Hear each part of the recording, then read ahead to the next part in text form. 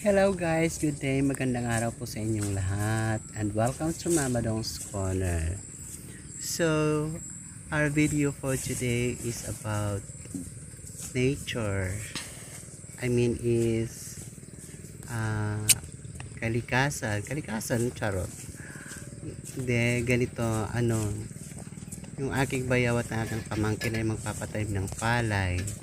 And gusto ko sana pumunta doon sa lugar ng pagtataniman kasi it's been a long time na hindi ako nakapunta na sa mga ganitong lugar since 2020 since 2000 pala yung last kong since na pumunta ako ng syudad nagtrabaho, hindi na ako nakabalik sa ganitong lugar, so namimiss ko siya. Gusto kong pumunta sa ganito to reminisce the past, the memories of my childhood. Ganda ng tanawin, oh my god. Pero kaso masakit ang paa ko at hindi okay ang aking paglalakad. Kaya minabuti ko na lang muna magpa-sponsor na video sa aking pamangkin na little girl. So ayan, nag-video siya. Ayan ang mga punla ng palay na itatanim. At andyan sila nagtatanim. Ayan so very refreshing ang tanawin. Ang ganda ng panahon. Ang ganda ng sikat ng araw. So ayan, ikot naman tayo sa kabila. Silipin naman natin. Ganon din ang kaganapan. So ayan. So gulaniha. Taniman na kasi ngayon. Ayan ang ating bayaw. Ayan siya ang nagpapatanim. Ayan ang lawak, diba? Mga next 2 months naman yan, malalaki na sila, malapit ng maani. 3 months yata I think bago maani. So ayan, nagtatanim, diba? Ang sarap-sarap, nakakapagod pero ang sarap panoorin, pero pag ikaw na ang gagawa is nakakapagod.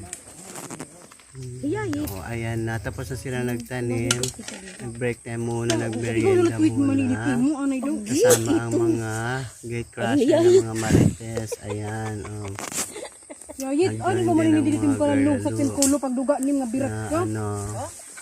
Kapit. Taniman.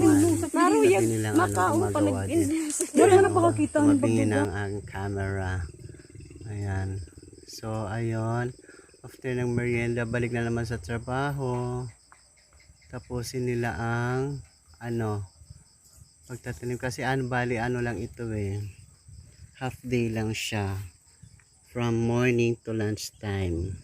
Kasi ganun na ang uso ngayon. Hindi na sila nag-uupa ng tao na buong maghapon. Kasi syempre pagdating ng hapon, yung halfway ng araw, magmula morning hanggang lunch, pagod ng mga tao.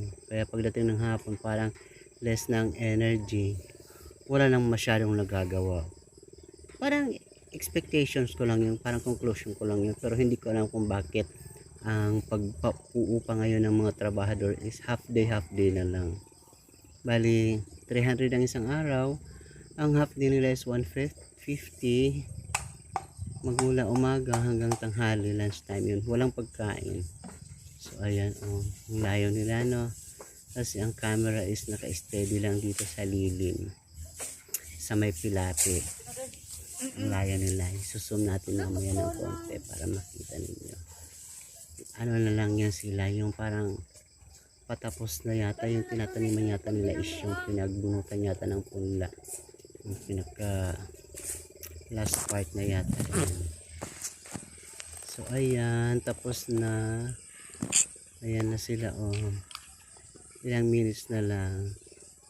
So, thank you for watching guys. I hope na nakapagbigay na naman ako sa inyo ng munting panuorin sa aking channel.